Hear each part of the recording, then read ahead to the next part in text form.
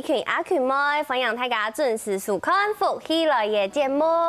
大家就伫阿群妹吼，清好出去了，去上航，去海巡，阿群妹嘛全部就动好。做嘛干喏？我动好看讲讲嘅风景，还有讲讲嘅天空，还有讲讲嘅云，也就是阿群妹啊，清好看嘅景象。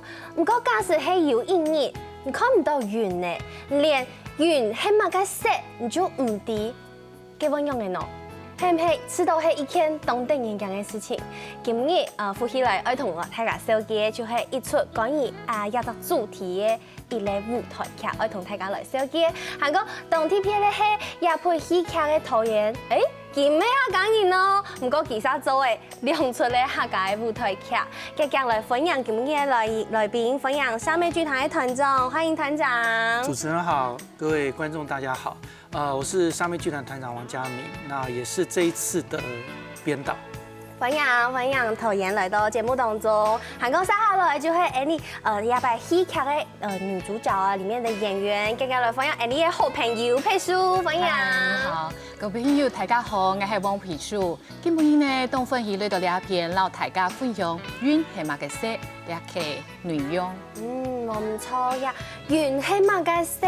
聽到這個名字，我就知道雲是什麼色？這是一件很悲慘的事情，連雲是什麼色都不知道了。是啊。對，鼓手，那想來問一下，想問一下導演，其實這部戲是您自己發想的，你怎麼會想要寫這樣子的一個劇本？其實是那時候因為我不會客語嘛，然後就在網站上面查資料看，然後還有那個網站上面有客語對話，上面有很多腔，然後我就在看那些對話，都是很平常的對話，然後我就看到有這一句雲是什麼色，那我就覺得這句話就聽起來很有想象力，然後想說是誰會講這種話呢？所以我就想到說，可能在未來的時候，大家因為都沒有看過雲，所以才會問這樣的一句話：雲是什麼顏色？所以我就想象那時候在2033年，它也不是說多遠，它說也很近，因為就是17年後。2033年，這是一個離我們很近的未來。對，很近的未來。然後那時候可能 maybe 是核戰之後，或是天氣變化很劇烈，所以那時候天空就很黑、很黑、很深，不是太陽很大。不然就是一直下雪，極端的氣候，然後都沒有雲，所以那時候之後出生的小孩都從小都沒有看過雲，所以他們會問之前以前有一個東西叫做雲，那雲是什麼色？那也是從這邊在講關於我們現在的一些很多，不管是氣候上的人跟環境之間的關係，或者甚至政治上的一些問題。其實一擺也出雲係乜嘅色，從頭到尾就係對客家，從客家開始發想的，是包括連這個名稱雲係乜嘅色都是導演自己想的。你應該想到講佢咩客家人，但是他卻對雲係乜嘅色這一句話會特別有感覺。這對於我們一般，佩書也覺得吧，就是對我們一般客家人來講，可能就是教小朋友有沒有認識顏色？雲係乜嘅色？對，就是我覺得一般我們的對話裡面講到一些名詞啊，就是如果我們在客家的生活裡面會用到的時候，其實我們已經沒有特別的感覺。對。可是如果是從不懂客語的朋友來聽到，他會覺得這個好可愛，那個好特別，會用他聽得懂的語言去聯想。對。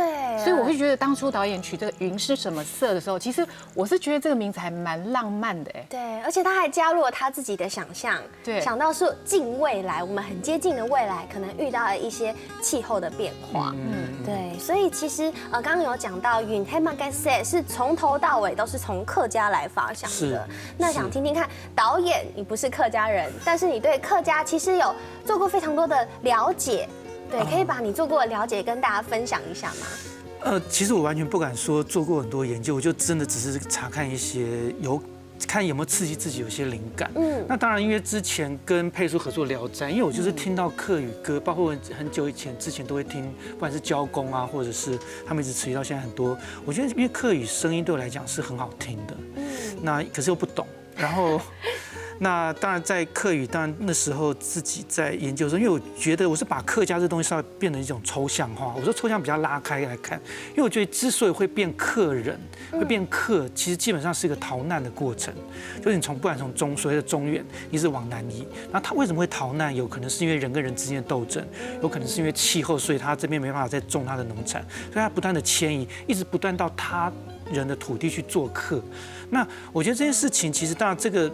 他们有一个说法，当然从宋朝开始迁移，从唐朝开始迁移，但是在宋朝的时候给了客家的这样的一个名称。那当然我也不知道这个是正确还是不正确，但是因为有非常多的版本，包括有人说客家语是唐音，就是唐朝的时候讲话的方言，那是不是这样子？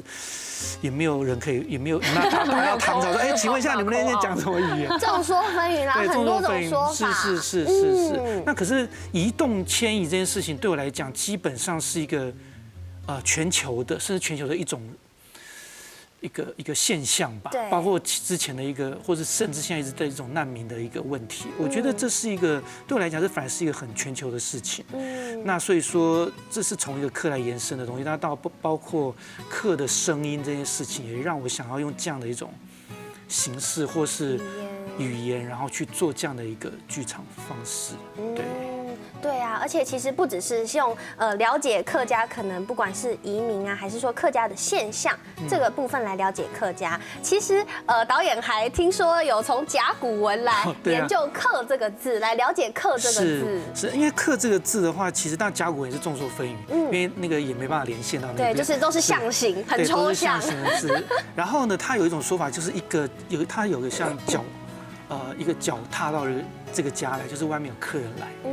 然后另外一个是口，一个家下面有个口啊，就是说家里多了一个吃饭的人。也就是说他其实会有个外人来。那这个也影响到，就是说我这次设计剧本剧情的时候，就是有一家人，然后有一个外人，然后有个外人跟这个家的一个关系，或这个外人带给这个家的一种希望，但是外人又让这个家本身的一种矛盾冲突变很直接，所以说这个关系对我来讲是非常有趣的。好，刚刚談到導演一開始有講到要雲黑嘛該色啦，其實佢係講依照反應，它有非常變得天氣變得非常的極端，環境變得非常的不好，但是聽起來好像是在演一個環境生態的故事，不過其實佢底背還有講到人的故事，所以我們就要來請演員來跟大家分享一下啦。譬如都係同大家來分享一下，你做嘅一個角色，很用嘅一個角色冇？其实刚才导演有讲到嘛，客它多了口，就是其实我们在讲人跟人之间之间的关系。那我在这一个家庭里面呢，我饰演一个妈妈，一个老公，然后一个婆婆，然后有2个小孩，听起来很美满。很幸福。是啊，就是身边都充满了我的家人这样子。可是我们有一个外来者。对，然后跟我们家之间产生一些关系。那我在家里面这个角色呢，其实算蛮强势的。对，然后为了要让家人可以吃饱，我必须要去外面换一些食物回来给我家人吃。所以这个年代，这个2033的近未来的年代，它已经是要以物易物的概念了，是不是？是这样的方式。因为整个大环境已经破坏了，所以可能你要找到很新鲜的食物或者怎么都很难。对，所以你必须要用换的。但是刚刚批叔有讲到，可以做一个很强势的母亲，但是他敢看到批叔案，你就知道，他唱美声，唱歌非常的好听，非常的温柔，怎么会跟强势连得上呢？完全连不上这要问导演，怎么会找佩叔来演这个强势的母亲的角色？就我觉得应该是有看到什么时候凶过吧。因为我觉得其实每个人都有不同面啦，对，那我觉得本来就是不同面向的一个平衡，所以我觉得就算他没有那一面，他也可以模仿或揣摩别人那一面，而且我也觉得这样反而可以跟他原来的样子可以更立体，因为他原来看起来好像很温柔，但他有那一面，所以你就觉得。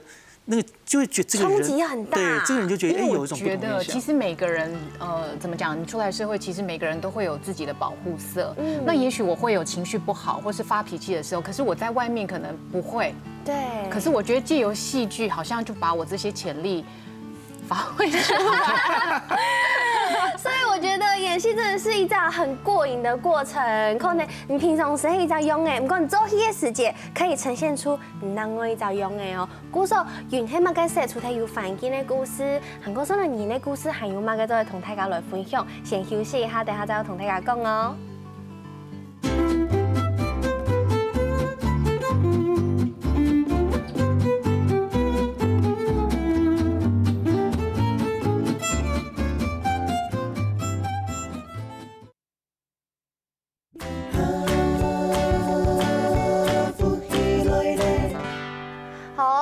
转到福喜来嘅節目，我係綜藝群阿權妹。今日嘅節目呢度愛同大家紹介嘅係原起碼嘅色一出舞台劇。佢唔單唱係講到人哋大環境可能有冇許用嘅天時啊，冇許用氣候的變遷以外，其實還有人嘅故事。家下佩叔同大家來分享，佢嘅角色係一隻是一個母親，但是是一個強勢的媽媽，強勢的媽媽。對，那這個強勢的媽媽，可能佩叔自己心裡有一些就是強勢的時候，不會被大家看到。不過我知道，其實有個強勢的媽媽要為了演出，聽說還會有懂困難的挑戰。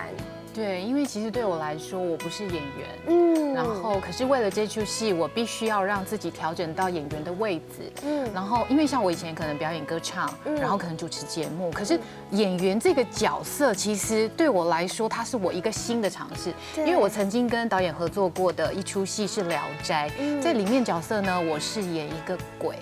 所以我在怎么又是鬼又是强势的妈妈？对，好像都跟我不太像哦。其实，在这个演这个鬼的角色的时候，其实我没有对白，我完全是只有唱歌，然后我的走位也不多，我完全是就是用声音或者是我的一个穿着白色旗袍的影像来带引观众的一个目光而已。所以对我来说，其实跟我在表现唱歌的时候，好像不会有太多的一个冲击。对，可是现在我要演人呢。人是有一些七情六欲，你是会有感情，你会有情绪，你可能你的眼神、你的姿态、你的走位，所有的东西都在观众的眼里。对，所以对我来说，其实是一个还蛮大的挑战。那再加上我其实平常没有在说客家话，全部会讲哈。嘿，顾受这个揣摩的过程，是不是其实也做了很多功课？对，就是我会请导演给我一些他对于这个角色的一些想象。对，因为也许我是强势，可能平常生活我自己觉得很强势，可是在他的感觉可能觉得你在演戏上面程度可能不够。对，那你这个拿捏、你的揣摩，其实是非常需要做一些我们的讨论，包括我们在讲台词的这个语气，哪时候断句，哪时候这个你的情绪要越来越高，我觉得都是导演认为一个演员他应该要做到的一个功课。哇，所以佩叔现在你看会主持、会唱歌，也还会演戏耶，还会做戏，还讲亚拜低云他们在赛底度没有唱歌的部分，对不对？对，也是有唱歌，对，所以唱歌一边唱还要一边演，其实也是很难，对不对？因为要把自己的情绪投入在歌曲里面。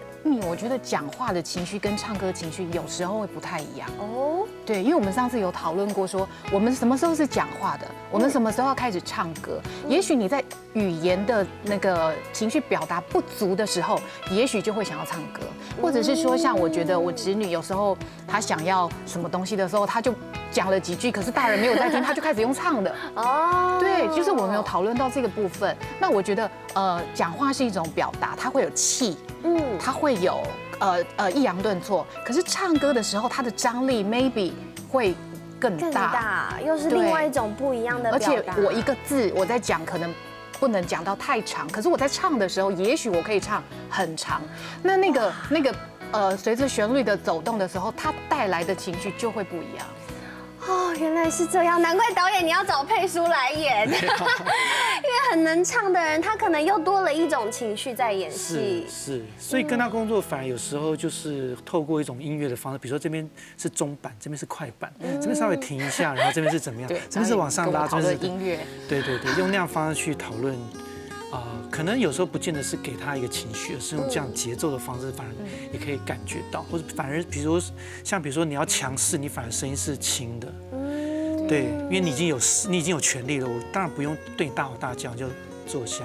就好了。对，所以我从导演这边我也学到，因为我们可能会觉得说，我刚来演戏，可能他写作这边这一句要强势，可能我就会觉得要凶，然后你就会想要大声，坐下，你给我坐下，这样子。可是他就说你不要这么大声，其实你那是有点把你的情绪压下来的时候，那个声音反而会更吓人，更毛骨悚然。对，然后我就觉得我要开始演鬼了。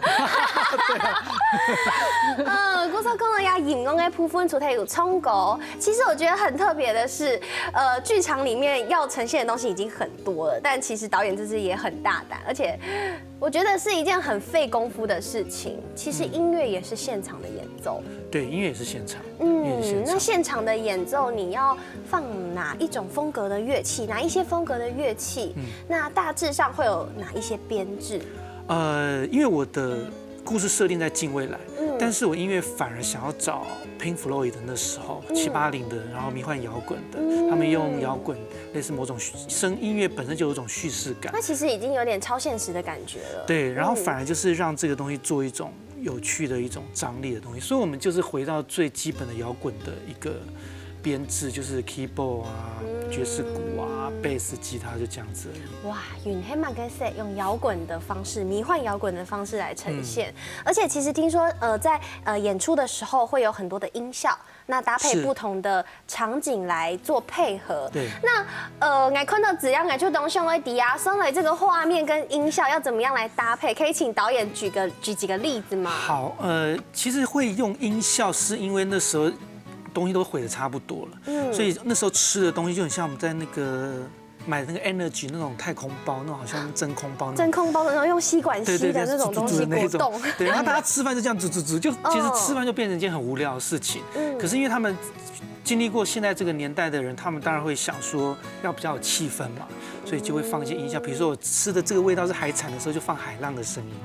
可是小朋友因为没有经历过，他就所以吃啊，这是海浪，就是好像在吃海味，就是这个味道，海鲜的味道就是这样。有时候，然后吃美式早餐啊的时候啊，就会放那种鸟叫，就早上起床，然后鸟叫的一些声音。对，然后好有趣哦。然后比如说邀请客人来房间的时候，一打开门，因为客人经历过现在这个年代，所以打开门的时候会有捷运的声音，他们觉得哦好怀念。哇，这其实听起来是一个很想象、非常发挥想象力的一个桥段，但是其实说不定未来我们就会出现这样子的生活。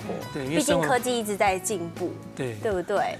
好，除了这个部分需要花很多想象力之外，我听说有非常多比较重口味的桥段跟台词。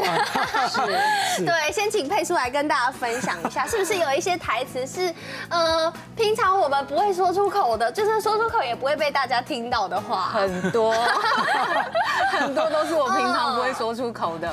可是对，平常不会，说不定私底下会。对，然后其实我们分很多段嘛，然后我一刚开始接触到的挑战就是我要跟一个就是跟我的演对手戏的男生说，因为是你的丈夫吗？不是我的丈夫，不是丈夫，但是我外面的情人。不小心问到一个非常重口味的桥段，原来看不出来。然后佩叔看起来就是很文静，居然让他这个形象来演，就是对啊，我那时候觉得说导演是不是要想要破坏我的形象，又叫我很凶，然后又叫我外面又有一个情人这样子，对，然后在家里又很强势，对。然后像我跟这个外面的这个情人对话的时候，其实因为我觉得客家人啊，在表达自己的情感的时候，其实蛮保守的。我们从很多传统的客家歌里面就可以看得出来哦，它其实里面都有一点点颜色，可是呢，它都是会用一个代替的词去把它带过，可是你可能就会知道，其实它是在讲男女的情爱。可是因为我们活在就是未来，就是现在之后，所以其实人跟人之间的讲话，它其实已经变得很直白了。对，所以导演就把这个我们的对话也都写得很露骨。然后我很喜欢这个人的时候，我可能就跟他讲，像里面就有一句，我那时候我就觉得我要揣摩很久。它里面就讲说，敬爱、傲爱，来。让人去听天哪！阿 Q 妈一哈混大太喷毛，太感就是可以看到我已经在脸红了。他是够算了，我讲不出来。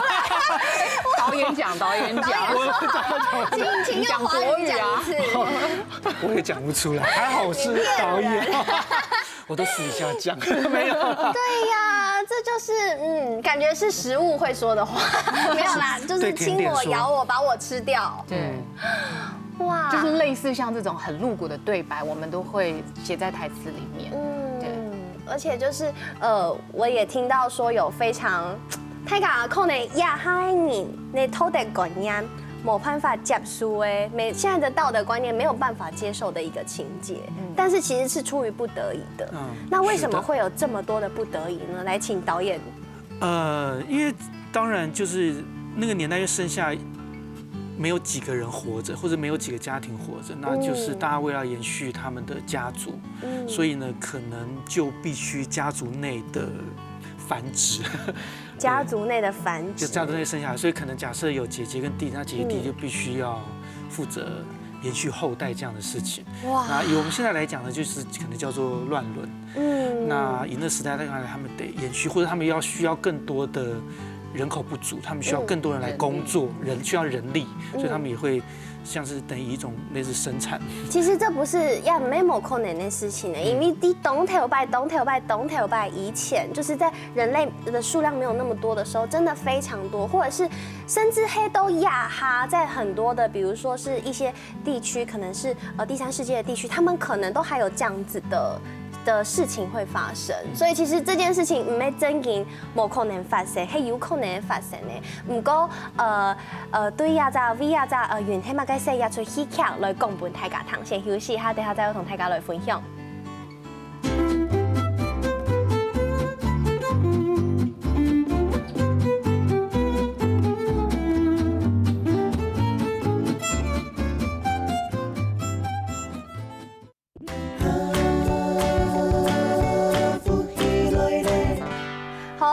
真的福氣來嘅節目，我係從一群阿群妹，今日節目呢度愛同大家分享嘅係原起碼嘅四日出舞台劇。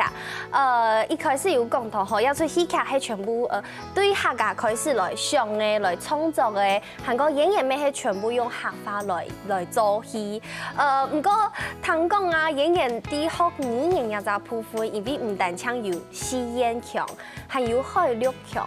為什麼導演會想要加入兩種腔調在這出戲裡面？其實因為我覺得語言啊，所有語言它都不是這麼單純。就像之前我們現在講的這個北京話，就這個是國語。那台語為什麼變成是大家講台語的時候遇到講國就要講國語？你知道就會有這樣的關係。那對我來講，四線跟海陸也有這樣子的一個關係。這跟我在講家族裡面的這種所謂的內鬥，或是政治裡面內鬥，其實也是有關係的。就是語言本身它不是這麼一個純粹事情。那我其實用一家人都在的時候，就會講在講四線。講四線。然後比如說他剛剛呢跟情人見面的時候，他們是講海陸，因為他們是另外一個世界。另外一個世界，對。我們在講悄悄話。對。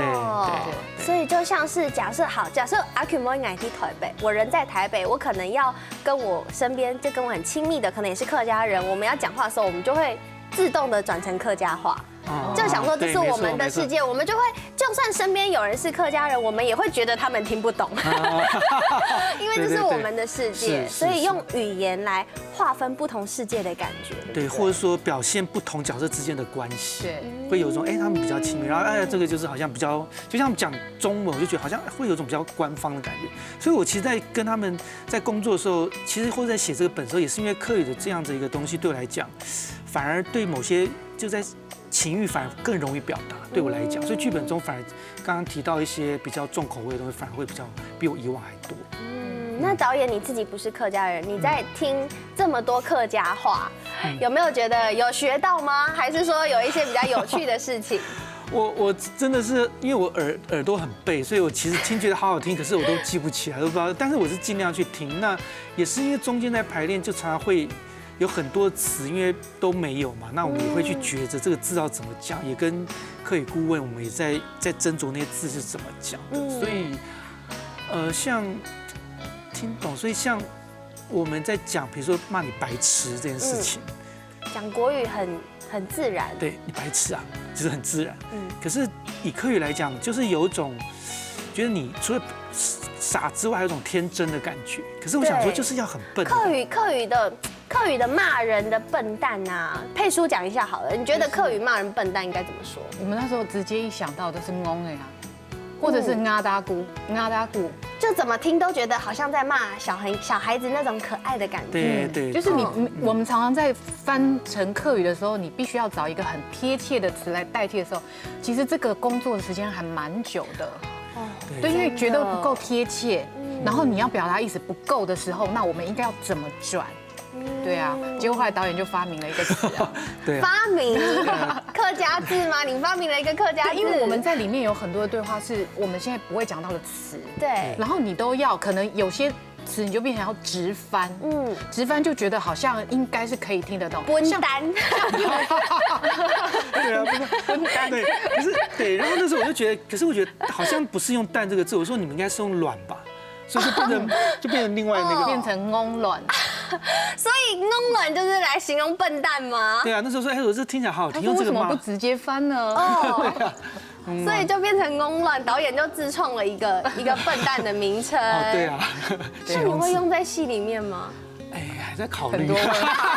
其实很多这样的类似的词，对，包括因为我觉得，比如说因为近未来嘛，但就像我们现在，其实我们现在很多中文是很多语言都是这样，它会活化，就是因为会把这些东西吸收成融进去在一起。对，就像比如说像刚刚假设你讲话有提到气候变迁，那假设我们可能在客语就直接用客语讲了，因为那时候客语是主流，然后对，然后我们有个角色是阿嬷，对，是个外婆，她讲的是台语，台语就是上一代的主流。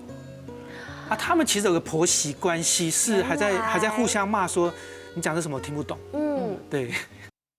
好，故说真係看得出來，吼，導演用語言嘅方式，來表達出去，帶來更多嘅新嘅看法咯。好，韓國可能係 any 未來可能會發生嘅事情。其實Invia 用啥，你們兩個合作其實不是第一次了，對，是第2次合作。所以我想先來問一下佩叔，你跟導演2次合作，你的想法是什麼？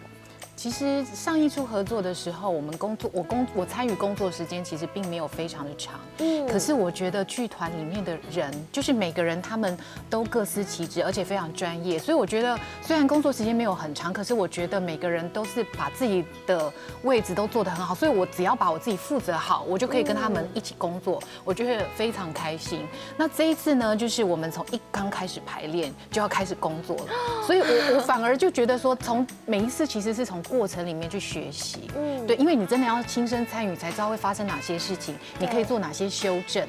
那对我来说，我觉得是一个很大的挑战，可是同样也是对我来说，也是在开启我的潜力。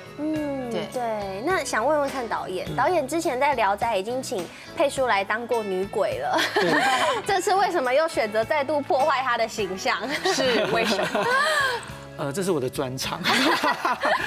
可是我觉得蛮有趣，就是因为真的上次聊斋的时候，就是听到你唱客语歌这件事情，其实也是会等于说触发我去想要用这样的声音去做这样的一个剧场形式。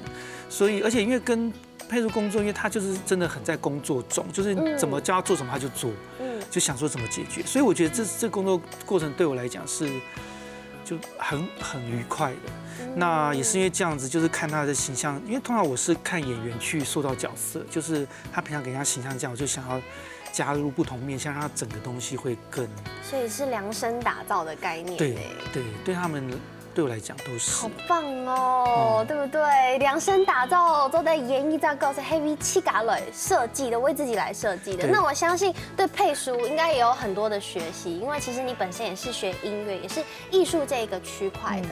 那你有没有觉得剧场这方面的学习对你有哪一些帮助？我觉得跟我之前譬如说只有表演歌唱的话，其实是非常非常不同。对，因为我说，其实作为一个演员，你站在这个舞台的时候，虽然我们在唱歌，也许会有乐团在后面，你可能是拿着麦克风在唱歌，虽然你的眼神还是看着所有的观众的，可是那个情绪表达你是借由声音的力量去传递。可是当你作为一个演员的时候，你只要可能一个点头，你的一个眼神，或是你一个呼吸，然后你一个肢体坐下，它其实都看在观众的眼里。然后他都在说故事，好厉害哦！而且我觉得这个对你之后的演出一定会有很多的帮助。我之前看佩书的演出啊，看到他虽然会唱山歌，不过他山歌的歌词，他也必须要有所表现，他也要有动作，也要有情绪，而且那个呼吸你都感觉要跟他一起呼吸，因为很难过，他的呼吸都会牵动着你的呼吸。对，所以我相信他都卡从底部的呼吸，听操作的呼吸都懂的东西。所以呢，我接下来要请导演来，尽快的跟我们来介绍这个剧团——莎士比亚的妹妹剧团。对，可以跟大家介绍一下这个剧团的大概的，比如说成立的时间呐，那他们你们演出的剧种大概都是什么样的类型呢？我们今年已经成立第21年。对，然后我们大部分剧种其实都是走比较实验的方向，那但是也会有非常多跟流行文化有关，像我自己也做过 Michael Jackson 跟 Smart， 它都是跟台湾80年代、90年代的一些综艺节目、社会事件、流行歌曲都有相关。那当然，我们之前也有跟 Hebe 合作做小夜曲，对，就跟他的一个新专辑做一个合作。所以有非常多的尝试。歌手亚拜莎妹剧团来演出要在下届戏剧很多云黑马该赛，快点再来跟大家分享一下演出的时间、演出的地点是什么时候？演出的时间是9月23号、24、25号。然后在客家音乐戏剧中心的剧场。好，故说大家喺天视当中都得看到呀演出的时间哦，家家哦去请呀看自家有时间冇，听说爱来到呀剧场地度来欣赏云黑马该赛。今日谢谢导演，也谢谢佩书来到节目现场。每次问各位观众朋友的收看，先休息一下，等下停欣赏，接下来好好做运动了。